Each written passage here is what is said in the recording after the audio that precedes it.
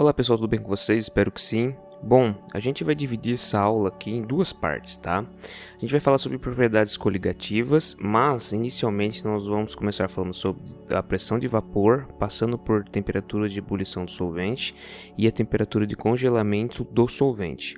A pressão osmótica a gente vai deixar um pouco mais para frente, porque essas três características aqui das propriedades coligativas, né? Então a pressão de vapor, a temperatura de ebulição e a temperatura de congelamento, ou seja, tonoscopia, ebuliometria e crioscopia, respectivamente, elas são bastante próximas. Então é interessante a gente falar num vídeo só, somente sobre essas três propriedades, e depois a gente fala sobre a pressão osmótica, tudo bem? Então vamos lá.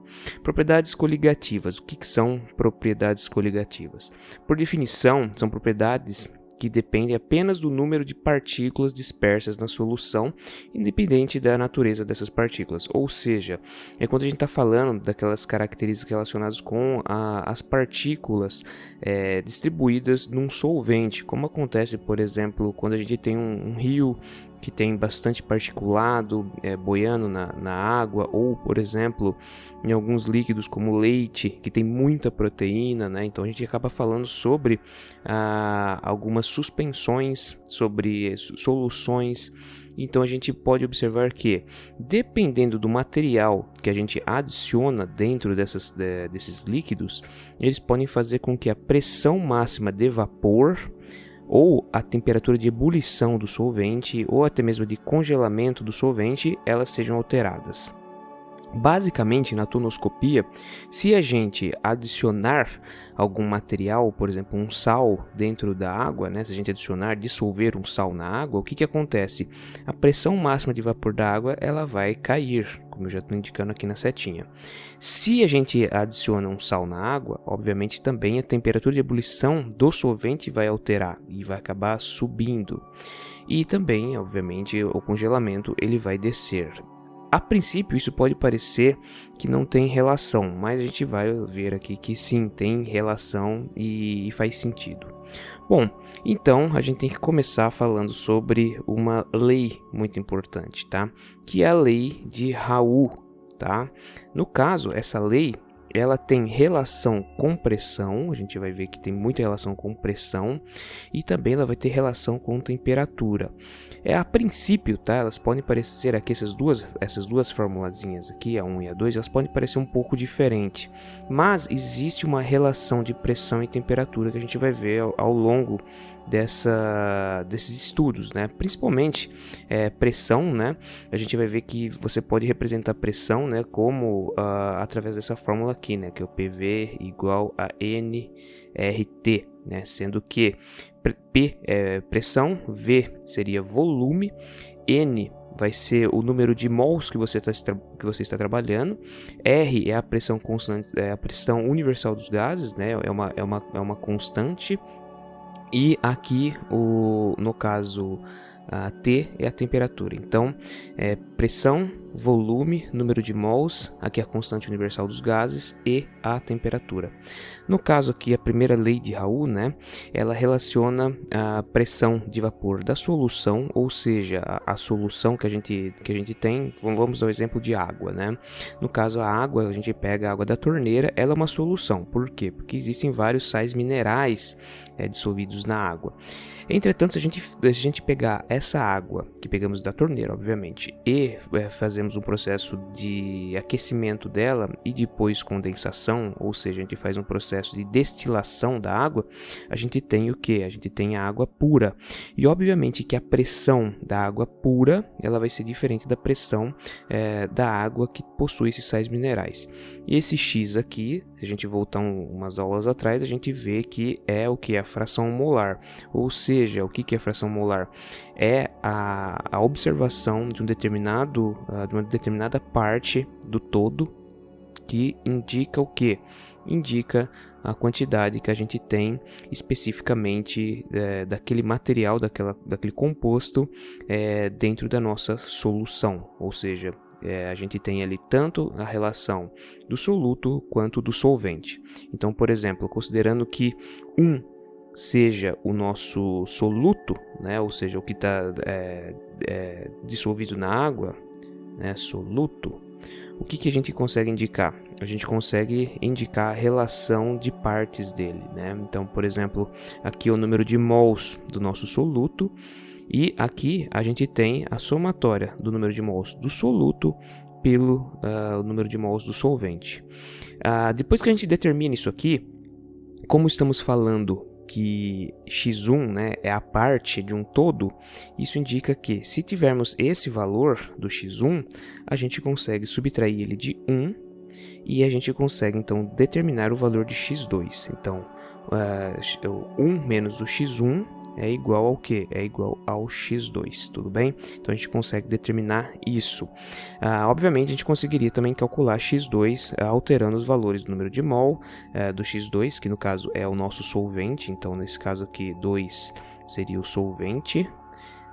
A gente teria que calcular o número de mols do solvente e somar com o número de mols do soluto para a gente ter o número de mols total da nossa solução, tudo bem? Então é bastante simples fazer esse cálculo aqui. Essa fórmula aqui a gente vai ver um pouco mais para frente, tudo bem?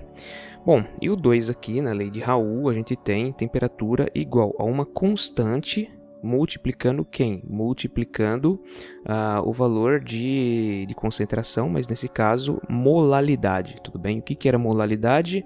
Mol por quilo. Tudo bem? Então aqui no caso o quilo do nosso solvente, né? Então o que a gente tem aqui?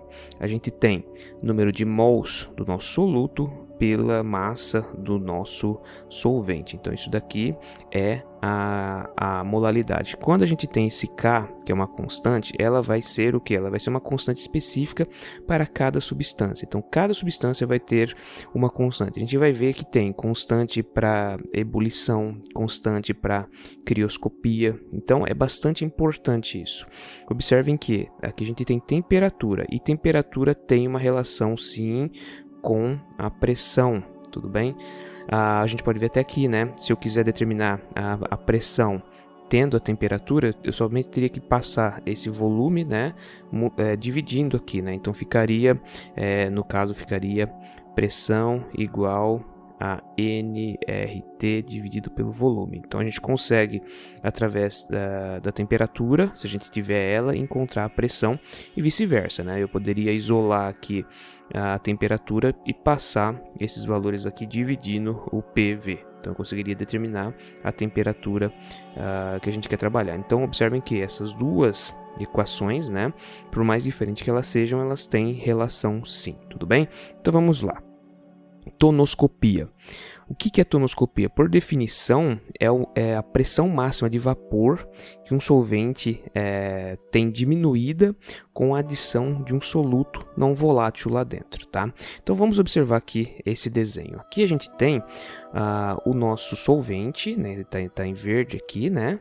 Então a gente tem um solvente aqui e dentro do solvente, né? O que a gente fez? A gente solubilizou um sal. Então o que acontece? Vamos dizer que a gente tem água e a gente adicionou o sal de cozinha, NaCl aqui dentro. O que acontece? Se a gente aumentar a temperatura, então se a gente colocar uma chama aqui embaixo, né, o que vai acontecer? Essas moléculas de água elas vão começar a evaporar. Se o solvente fosse puro, a gente ia ter uma pressão específica. Então vamos partir do seguinte exemplo. A gente tem água pura, a gente vai fazer o teste inicial para ela. Então a gente tem água pura, a gente pegou água de torneira, a gente fez o processo de destilação, então ela está pura, ela está mais pura que a água da chuva. Então a gente pega, aquece e a gente coloca essa tampa aqui, tá? Essa tampa aqui o que é? Como se fosse um êmbolo, então ela é móvel, ela pode tanto subir quanto ela pode descer. Vamos dizer que ela tem uma massa específica, vamos dizer que ela tem 10 gramas, tudo bem? Então vamos dizer que ela tem 10 gramas, essa tampa aqui, e aqui a gente tem um becker, né? Então ela vai se deslocar pela parede do becker sem atrito, sem nada. O que acontece então?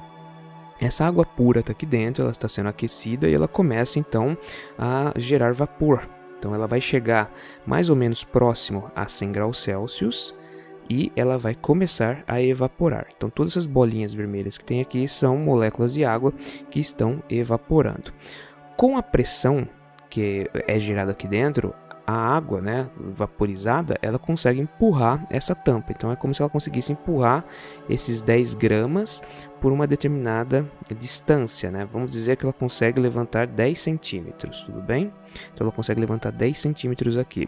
Isso com a água pura a 100 graus Celsius, ou seja, ela está recebendo energia, está evaporando e empurrando aqui. Essa pressão que ela está exercendo aqui, ou seja, essa força para empurrar ela aqui, essa pressão ela tem que ser maior, ela tem que ser um pouquinho maior do que a pressão normal que a atmosfera já aplica sobre essa tampa que tem 10 gramas. Então ela precisa ultrapassar essa pressão. Essa pressão que tem da atmosfera é conhecida como ATM, tá? Então a gente tem 1 ATM. Então a gente tem que conseguir ultrapassar isso para conseguir empurrar. Além disso, a gente também precisa ter força suficiente para empurrar esses 10 gramas. Então, você tem que ter tanto força para empurrar os 10 gramas quanto para vencer a pressão atmosférica. Então, dessa forma, você tem aqui dentro uma pressão específica que a água consegue ter quando ela está passando do estado líquido para o vapor, tudo bem? Então, o que acontece? Quando eu adiciono um sal aqui dentro, a gente tem um pequeno problema, que é o quê? O sal ele vai começar a interagir com a molécula de água. Então, o NaCl que a gente tem aqui, ele vai se dissociar, produzindo Na+, mais Cl-, e esses íons, eles acabam fazendo o que? Eles acabam sendo solvatados. O que acontece? As moléculas de água, então vamos desenhar as moléculas dessa forma aqui, tudo bem? Então, a gente tem aqui oxigênio e hidrogênio. Então, o átomo maior é o de oxigênio e 2 átomos menores de hidrogênio. O que acontece? Aqui a gente tem uma molécula que é polar, ou seja, ela tem uma região dela que é carregada negativamente. Por quê? Porque ela tem os elétrons acabam sendo disponibilizados, disponibilizados não é a palavra, eles acabam sendo orientados numa determinada direção. Por quê? Porque o oxigênio é muito eletronegativo, então ele puxa na direção dele os elétrons do hidrogênio, então faz com que essa região sobre o oxigênio ela fica muito carregada negativamente. Consequentemente, como essa parte onde tem os hidrogênios ela acaba ficando deficiente de elétron, essa região acaba ficando então positiva, tá? Não quer dizer que não tem elétrons aqui, mas ela acaba ficando mais positiva em comparação se fosse somente o hidrogênio. Então o que acontece? As moléculas de água elas vão começar a se orientar de uma forma a solvatar essa espécie, no caso, por exemplo, o íon sódio, que ele é positivo, de uma forma que as regiões negativas da molécula de água, né, fique orientado na direção dessa carga positiva. Então você está fazendo com que esse cátion ele comece a ficar estabilizado no meio. E isso então acaba fazendo o quê? Começa a fazer com que as moléculas de água elas se interajam menos entre si. E isso faz com que a pressão de vapor seja alterada. Por quê? Porque agora as moléculas de água estão solvatando essa espécie. O mesmo acontece com a espécie, o ânion cloro, né? O cloreto. Mas agora aqui a molécula de água ela se comporta de uma outra forma, né? A parte positiva sendo orientada para essa espécie que é carregada negativa, né? Negativamente. Então ela fica dessa forma aqui e obviamente então você tem uma maior interação entre as moléculas com essas outras espécies. E isso obviamente interfere na pressão de vapor. Por quê? Porque menos moléculas de água vão acabar evaporando agora com essa pressão, né? Então o que acontece? O êmbolo que a gente tem, que pesa 10 gramas, ele não vai se deslocar mais 10 centímetros. E agora vamos dizer que ele se desloca somente 7 centímetros. O que isso quer dizer? Quer dizer que existe menos vapor dentro dessa região do nosso becker, né? Essa quantidade de vapor não consegue mais empurrar essa tampa, que é a mesma tampa, né? Pesa 10 gramas. E também aqui a pressão atmosférica é a mesma, só que ela acaba sendo muito forte em comparação com o que era com o solvente puro.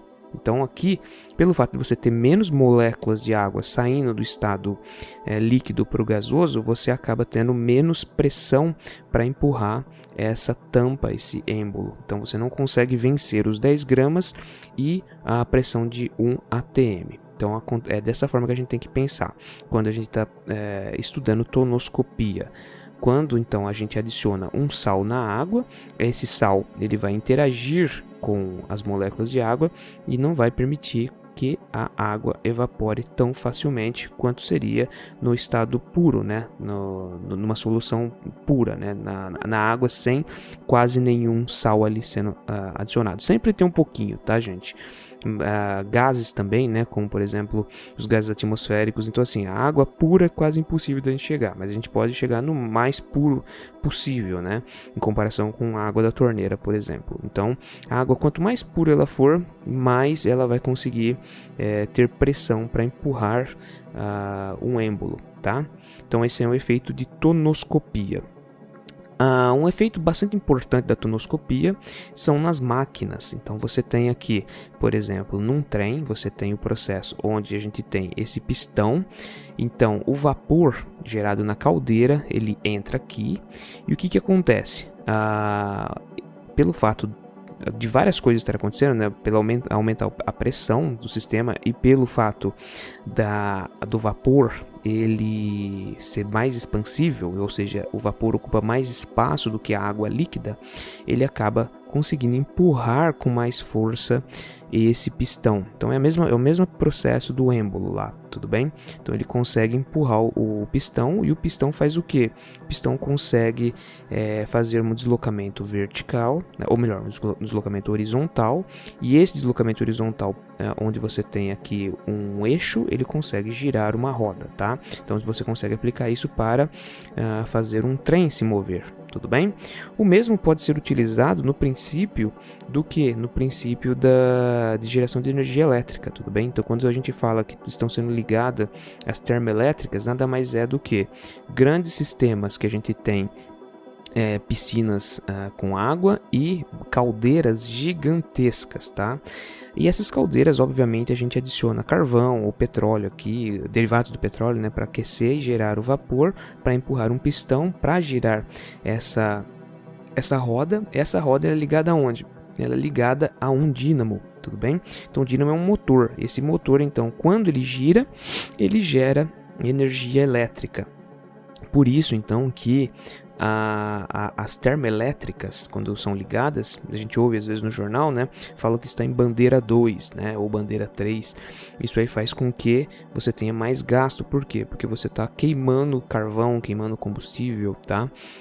E também poluindo mais a atmosfera, né, porque você precisa, você acaba jogando CO2 para a atmosfera, aquecendo também a atmosfera com esse gás mais aquecido, tudo bem? Então aqui você tem um processo para gerar energia elétrica com vapor também. Também é importante a gente voltar no passado, né, na era clássica, lá com os gregos, e a gente descobre que existia uma espécie de uma demonstração que era a Eolípia. A Eolípia, o que ela era? Nada mais do que uma esfera de bronze que eles adicionavam água dentro e ela tinha duas saídas, tá? Essas duas saídas aqui que eram ligadas aqui dentro, então ficava água aqui dentro e esses dois caninhos para fora. O que acontecia? Aqui você tinha essa esfera ligada num eixo, como é mostrado na imagem aqui, tá? Então você tem um eixo aqui e logo embaixo você coloca uma chama, né? Então tem uma chama aqui, ela é aquecida e dessa forma então quando a água entra, vamos dizer que tem água até aqui, quando a água começa a evaporar, o que acontece? Ela começa a sair por esses caninhos. Conforme ela sai por esses caninhos, ela consegue fazer então um movimento, né? Ela faz um movimento nesse sentido, tá? Essa mesma ideia é utilizada nas válvulas de panela de pressão, né? Como por exemplo essa daqui. Então o que acontece? Esse aqui foi o primeiro motor, se a gente parar para pensar, é o primeiro motor da história criado, tudo bem? É um motor a vapor. É o princípio básico dele, né? Ou seja, a força do vapor fazendo com que um objeto gire quando ele está preso em um eixo, tudo bem? Então, para vocês verem que é bastante importante o desenvolvimento da tecnologia, estudando tonoscopia, né, e as outras propriedades coligativas que a gente vai ver aqui, tudo bem? Então vamos lá, aqui a gente também pode ver que os líquidos, eles têm o que? Eles têm pressões de vapor diferentes, tá? Aqui ela sendo apresentada em que? Em milímetros de Hg, ou seja, milímetros de mercúrio, tudo bem? Então você vai ter milímetros de Hg para indicar a pressão, você vai ter também Pascal, né? Muitas vezes sendo apresentado como quilopascal, você tem também bar, você tem ATM. Então todas essas aqui são unidades de aferição de pressão, ok? Então elas são utilizadas para a gente ver quanto que é a pressão de vapor máxima, no caso, de um determinado líquido, tudo bem? E a gente usa o que? Temperaturas aqui, ok? Obviamente, o sistema internacional, utilizamos temperaturas em graus Celsius. Então, o que acontece aqui? A gente vê que todos esses líquidos, eles partem de uma temperatura específica, tá? Então, vamos considerar aqui como a temperatura 0. Só que eles têm pressões de vapor diferentes, tá? Então, para o éter é para o álcool vai ser outro e para a água vai ser outra, tá? Em geral, a água é o nosso padrão, ok? Só que, observem, aqui a temperatura de vapor do éter, ela é a pressão de vapor do éter, ela é maior do que da água, tudo bem? Só que conforme você vai aumentando a temperatura, a pressão vai aumentando em comparação com a da água. A gente consegue ver o quê? Que as características, elas não são lineares. Não é porque a pressão de vapor de um líquido é inicialmente mais baixa que ele, quando numa determinada temperatura mais alta, vai ter a pressão de vapor mais alta, né? Não, o que acontece aqui é o fato de que esse processo ele não é linear. Então, cada líquido, cada substância tem o seu próprio gráfico, né? Sua própria curva de pressão de vapor por temperatura. Por isso que a lei de Raoult considera o que? Pressão e temperatura. Esse gráfico aqui mostra que pressão e temperatura são relações bastante importantes. Em geral, quando a gente sobe a temperatura, a gente também acaba tendo aumento da pressão, tudo bem? Então isso aí fica bastante óbvio aqui nesse desenho, e ele também demonstra que o comportamento dos líquidos, né, eles são diferentes, ok? Então a pressão de vapor dos líquidos é diferente para cada um, baseado na temperatura, conforme a gente vai aumentando ela, tudo bem? Então aqui a gente tem uma ideia mais ou menos de como funciona a tonoscopia dentro da lei de Raoult. Vamos lá então. Aqui a gente vai ter essa seguinte fórmula, onde temos a pressão, no caso final, né, sendo igual à pressão de vapor do solvente no estado puro, multiplicando o que? Multiplicando a nossa fração molar. As unidades que nós vamos ter aqui são unidades de pressão, ok? Ou seja, por quê? Porque a nossa pressão é o que a gente está sendo avaliado aqui. Então a gente tem aqui milímetros de Hg e quilopascal, tudo bem? Então vamos ver como a gente aplica isso. Bom, um exemplo aqui. A pressão de vapor da água pura é de 3,2 kPa a 25 graus Celsius. Qual será a pressão de vapor de uma solução à mesma temperatura que possui 0,4 mol de glicose, ou seja, que não é um sal, tá, gente? É açúcar, em 2 mols de água. Aplicando, então, dentro da fórmula da lei de Raoult, o que a gente tem? A gente vai querer ter a pressão da nossa solução, ou seja, da mistura de água e açúcar, partindo da pressão pura da água, tá? Então é 3,2 kPa. Esse valor, gente, é tabelado, tá? Para 25 graus Celsius é sempre isso daqui. É como a gente viu aqui no nosso gráfico, tá? A uma determinada temperatura a gente tem uma determinada pressão, tudo bem? Então, voltando aqui, a gente tem isso daqui tabelado. A 30 graus não é mais 3,2 kPa, tudo bem? Então, o que a gente precisa fazer? A gente precisa calcular aqui a fração molar. E fica fácil, por quê? Porque a gente tem já os valores em mol, né? Então, nós temos aqui esses valores em mol. Como a gente quer saber no caso, a pressão da nossa solução, nós temos que pensar na pressão de vapor de quem? Da nossa substância que está no estado líquido. Então, no caso, a gente quer determinar o P2, tudo bem? Ou melhor, o X2, tudo bem? Por quê? Porque do nosso solvente. Então, do nosso solvente. Então, vamos lá. A gente tem 2 mols do nosso solvente e a gente quer saber quanto que vai ser a fração molar dele em relação à nossa solução. Então, vamos também precisar saber a quantidade de mols da nossa solução. No caso aqui, a quantidade de mols da nossa solução vai ser 2,40 mol. Dessa forma, então, dividindo 2 por 2,40, a gente tem 0,83. Observem que não tem unidade, tudo bem? Porque mol corta com mol. Então, o que acontece? Aqui é só fazer essa multiplicação e chegamos à pressão de 2,67 kPa. Tudo bem? Observe, então, que quando nós adicionamos um soluto, a pressão vai cair. Observem, era inicialmente 3,2, tá?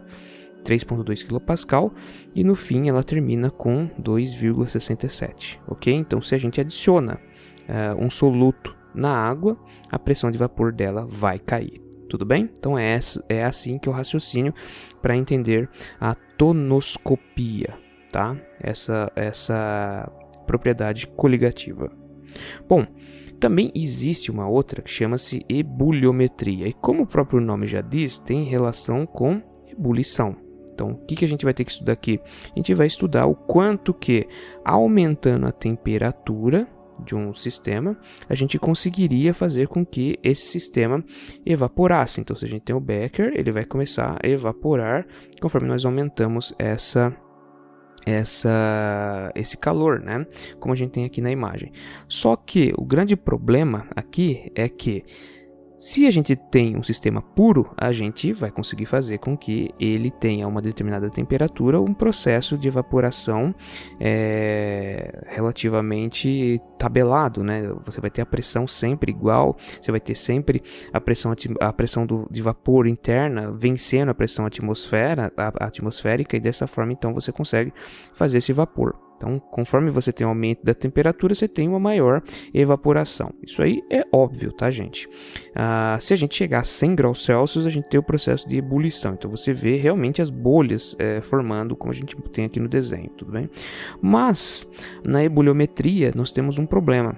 Se a gente adiciona um solvente, ou melhor, um soluto aqui dentro, né? O que vai acontecer? Como a gente viu lá na tonoscopia, a gente tem uma diminuição da pressão. Se ocorre a diminuição de pressão do nosso sistema, obviamente que a nossa temperatura também está caindo, tá? Mas se a gente colocar a mão dentro do nosso copo de becker lá com água, a gente não vai se queimar? Vai se queimar sim. O que está acontecendo aqui é a temperatura que a gente tem que fornecer para que o nosso sistema comece a evaporar. Então, por exemplo, vamos dizer que a água, se a gente quer fazer com que ela entre em estado de ebulição, eu preciso fornecer a nível do mar, tá, gente? 100 graus Celsius, tá? Então, ela iria começar a passar para o estado de vapor a 100 graus Celsius. Se eu adiciono um soluto lá dentro, essa temperatura vai ser quanto agora, tá? Observem que é o seguinte, quando em tonoscopia, quando a gente viu que a pressão de vapor, né, da água a 25 graus Celsius, ela era 3,2, certo? Deixa eu fazer direito aqui, vai. 3,2 kPa, certo? Era isso daqui, a 25 graus Celsius. Obviamente, a 100 graus Celsius vai ser diferente disso, tá? Isso para água pura, tá? Se a gente viu que quando adicionamos um soluto lá, né, a pressão de vapor ela caiu, né? Ela caiu para quanto que era? 2,7, praticamente 2,7. Ela vai para 2,67 kPa, tá? Isso daí indica o quê?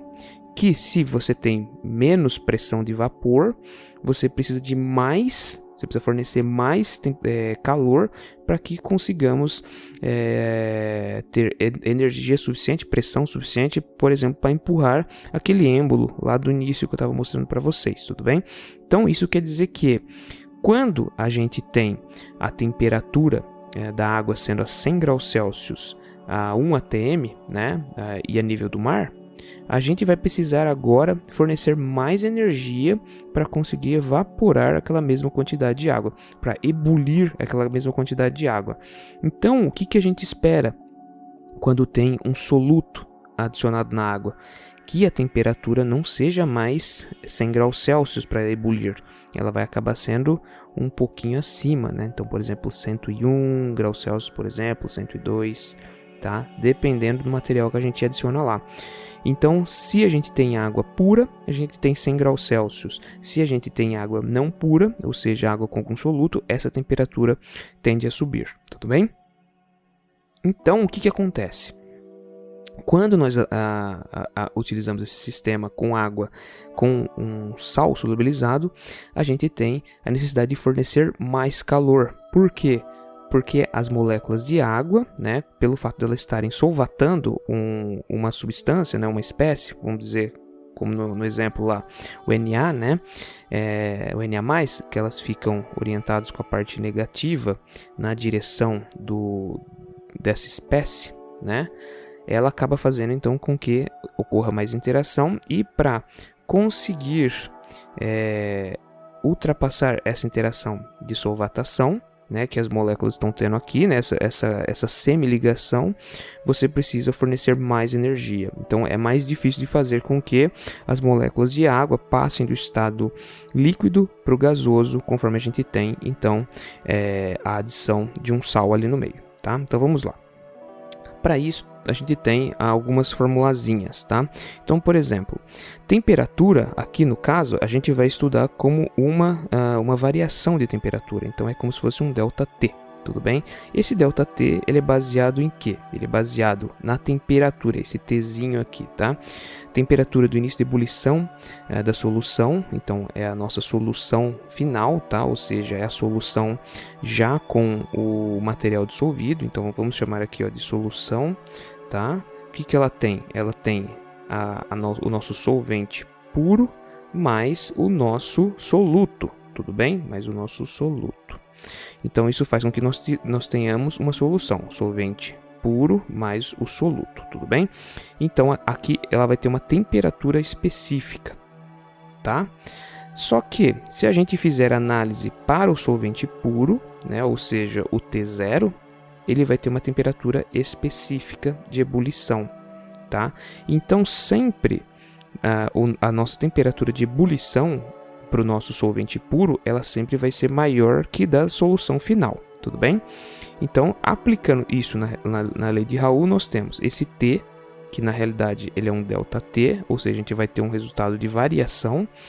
Ele é igual à multiplicação da nossa constante de ebulição pela nossa concentração molal, ou seja, a nossa molalidade, tudo bem? Então, a gente tem aqui o que? Quando a gente observa a nossa constante, na constante de ebulição, ela tem essa unidade aqui, ó, tá? Pode parecer uma unidade muito feia, né? Porque relaciona temperatura, massa e número de mols, né? Mas ela somente existe por quê? Porque na realidade a constante ebulioscópica, né? Ela tem essa relação aqui, onde temos R, que no caso é a constante universal dos gases, que tem essa unidade, né? Então ela é igual a 0,082, o que? Ela é igual a nossa unidade aqui para a nossa constante universal dos gases é de pressão, ou seja, atm vezes litro, que é volume, dividido por, nesse caso aqui, a característica vai ser de temperatura, Kelvin, vezes mol, tudo bem? Então, quando a gente aplica isso daqui, né, aqui no caso, na lei de Raoult, nós vamos ter, tá? Nós vamos ter temperatura, que é igual a essa constante, que que a unidade dela, no caso, é ATM vezes litro dividido por temperatura e mol, vezes o que? Vezes mol por quilo, tudo bem? Mol por quilograma, tá? Então, quando a gente faz aqui a análise de unidades, a gente já pode ver que mol vai cortar com mol, né? A gente já corta mol com mol. Aqui a gente tem uma relação de a pressão e volume, que a gente pode depois relacionar com massa também, né? Mas aqui, em geral, o que a gente vai ter no fim, né? É uma relação de temperatura. Então, a gente consegue encontrar uma relação de temperatura, tudo bem? Aqui, ó, além disso, né? Quando a gente faz a análise aqui, a gente pode ver que LV, no caso, tá, gente? É o que? É o calor latente. Tudo bem? Então, é aqui onde você vai ajudar a ter a análise de vaporização, né? Então, análise de quanto que você evapora. Essa relação de 1000 LV aqui, tá? Ela acaba sendo bastante específica, tá? Então, aqui o calor latente, muitas vezes você pode fazer o cálculo dele em laboratório. Você pode pegar material por material e analisar o calor latente dele, mas isso são análises mais específicas. Dessa forma, então, cada substância tem um KE, no caso uma constante ebulioscópica específica, tudo bem? Então, cada uma delas é dado esse valor aqui. Então, vamos ver aqui um exemplo, tudo bem? Então, uma solução de cloreto de cálcio, tá? Cloreto de cálcio seria CaCl2, tudo bem? Cloreto de cálcio apresenta molalidade de 2 mols por quilo, tudo bem? Então, a gente tem uma solução com cloreto de cálcio e a molalidade é 2 mols por quilo. A pressão é de 1 atm. Então, sabendo que a constante ebulioscópica da água é 0,52 graus Celsius vezes quilo dividido por mol, quanto haverá de aumento de temperatura para que seja possível a água passar do estado líquido para o gasoso. Então, o que está acontecendo aqui? Pode ver que a gente está falando aqui de uma variação, né? Quanto haverá de aumento de temperatura. Então, é o que aqui? É um ΔT, tudo bem? Então, vamos lá. Vamos aplicar o que é dado no exercício já na lei aqui de Raoult, tá? Então, temperatura igual a constante ebulioscópica da água pela a molalidade. Então vamos lá. A nossa variação de temperatura, nosso ΔT, ele vai ser igual a T menos T0, que vai levar o quê? Só substituir aqui. T menos T0 igual a constante ebulioscópica, que é quanto? 0,52. Tudo bem? 0,52. Vamos ver aqui as unidades, tudo bem? Graus Celsius, quilo e mol, tá? Graus Celsius, quilo e mol. Vezes o que? Vezes a molalidade, que é de 2 mols por quilo, tá? Isso daí é dado no exercício pra gente. Tudo bem? Então, o que acontece aqui? A gente já pode ver que a gente já consegue cortar algumas unidades. Então, mol com mol, tudo bem? E quilo com quilo, tá? Que é o que que é o que eu represento aqui, né? Ó, fica mais fácil de ver. Então, quilo com quilo em preto e mol com mol em vermelho, tá? E aí é só multiplicar os valores, tá? 0,52 por 2. Isso daí então vai dar o que? A variação de temperatura que nós vamos ter, que é de 1 grau praticamente, né? 1,04 graus, tá? Então essa é uma variação de temperatura, tá? Então o nosso ΔT vai ser de 1,04 graus Celsius, tudo bem? Então esse é o aumento de temperatura que ocorre. Então aqui no caso a temperatura da água, o que vai acontecer? Se ela fervia a 100 graus Celsius, com a adição de um sal, ela vai ferver agora a quanto? Ela vai ferver a 101,04 graus Celsius. Por esse motivo que muitas vezes alguns alimentos a gente leva para a panela de pressão, porque a panela de pressão vai aumentar a pressão lá dentro, e conforme ele aumenta a pressão lá dentro, você acaba fazendo com que ocorra a diminuição do ponto de ebulição da água. Então, dessa forma, a água ela vai ebulir uma temperatura inferior a 100 graus Celsius. Se ela ebule uma temperatura inferior a 100 graus Celsius, significa que, mesmo havendo um sal lá dentro que aumenta a necessidade de fornecimento de calor, ela vai conseguir ebulir a uma temperatura bem inferior do que seria sem aumento da pressão, tudo bem? Então, a constante ebulioscópica da água ela é específica e é 0,52 graus Celsius vezes quilos por mol, tudo bem? Então, isso daí é um valor que sempre vai ser dado. Bom, também existe uma outra propriedade coligativa que é a crioscopia. Crioscopia, o termo crio, tá, tem relação com frio. Então aqui é referente ao que? O abaixamento da temperatura da água, tá? Mas abaixamento da temperatura do que? De congelamento, tudo bem? Então aqui, se a gente adiciona um soluto, então vamos dizer que a gente tem um becker, tá? Então tem água aqui dentro e eu adiciono um soluto aqui dentro, ou seja, a gente tem um sal aqui, a gente adicionou aqui dentro. E você vai ter que aumentar a temperatura para você conseguir fazer com que ocorra a evaporação.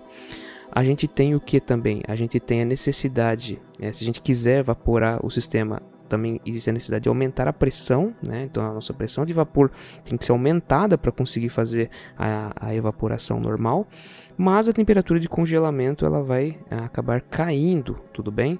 Então a gente tem aqui a temperatura de congelamento acabar caindo, pelo fato de que você tem uma maior interação entre as moléculas ali e por esse fato elas acabam vibrando mais, e por elas vibrarem mais, se chocarem mais, você faz com que haja necessidade de remover mais calor dali para que a nossa substância acabe congelando, tudo bem? Então o que acontece aqui, ó? Então a nossa fórmula aqui, ela também vai ser um ΔT, tudo bem? Então é ΔTC, e ela tem TC como temperatura de congelamento, tá? A gente tem o TI como a temperatura de congelamento do solvente puro, né? Então seria água pura, por exemplo, sem sal nenhum, e depois a temperatura de início de congelamento do nosso solvente, né? Ou seja, da nossa água já com o sal lá dentro, tudo bem? Então, aplicando na lei de Raoult, nós temos então esse T já sendo como um ΔT igual a constante de congelamento da água pela molaridade, então pela concentração molar, tudo bem? Então a gente é o mesmo princípio da ebulioscopia, tudo bem? Então você tem aqui essa unidade que é graus vezes quilos dividido por mol, né? Onde você tem Kc, né? Você só chega nessa unidade por causa que você acaba cancelando algumas unidades aqui dentro, né, que você tem relação com a constante universal dos gases, o calor latente de vaporização, que são o quê? São valores que você calcula específico para cada uma das substâncias, né? Por isso, então, cada substância, cada líquido, ele tem uma constante crioscópica também, tudo bem? Então vamos lá. Aqui nós temos um exemplo de crioscopia. Em 100 ml de água em temperatura ambiente, ou seja, 25 graus Celsius, o que nós temos? Foram adicionados 50 gramas de sal de cozinha, cloreto de sódio, NaCl. Sabendo que a constante crioscópica da água é 1,86 graus Celsius quilo por mol, calcule quanto abaixará a temperatura de congelamento. Então, observe quanto abaixará a temperatura de congelamento. O que é isso? É um ΔT, tá? Com a adição dessa massa de sal. Então, tem dados aqui, NaCl, 1 mol dele são 58,5 gramas e 1 mol de água, 18 gramas. Então, já a gente levando isso daqui, né, já fazendo essa análise aqui, a gente já percebe que a gente tem um pouquinho menos, né, a gente tem um pouquinho menos, são 50 gramas, então tem um pouquinho menos de 1 mol, tudo bem? Então, isso aqui é inferior a 1 mol. 50 gramas vai ser inferior a 1 mol. Então, aplicando aqui, tá? A gente já sabe que nós temos a constante crioscópica da água, é dado para a gente, 1,86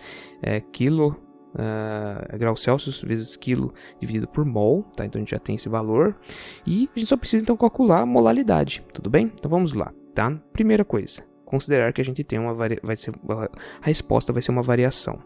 A gente sabe que a água já é 1,86, né?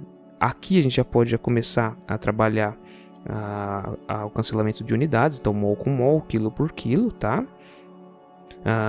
E, no caso, quando a gente faz o cálculo de 50,0 mol dividido por 58,5, tá? Desculpa, aqui não é mol, não, é grama, tá? Grama. O que a gente tem? A gente tem a resposta como sendo 0,85, tudo bem? Então a gente vai cortar grama com grama e aqui a gente consegue aplicar já como 0,85, tudo bem? No caso, o que a gente tem? A gente tem 0,1 mol, né? Ou melhor, a gente tem 0,1 o que? Quilos de água, tá? Por quê? Porque 100 ml é igual a 100 gramas de água, tudo bem? Se fosse 1 quilo, tá? Se fosse, ou melhor, se fosse 1 litro aqui, a gente teria 1 quilograma, tudo bem? Mas, aqui no caso, quando a gente vai converter gramas para quilo, especificamente, né? O que tem?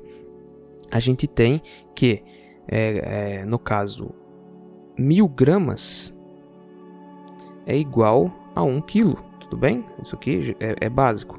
Consequentemente, 100 gramas tem que ser 0,1 quilograma, tudo bem? Então a gente adiciona aqui como 0,1. Então, fazendo a conta aqui, nós temos que a variação de temperatura, nesse caso, é de 15,90 graus Celsius. O que isso implica?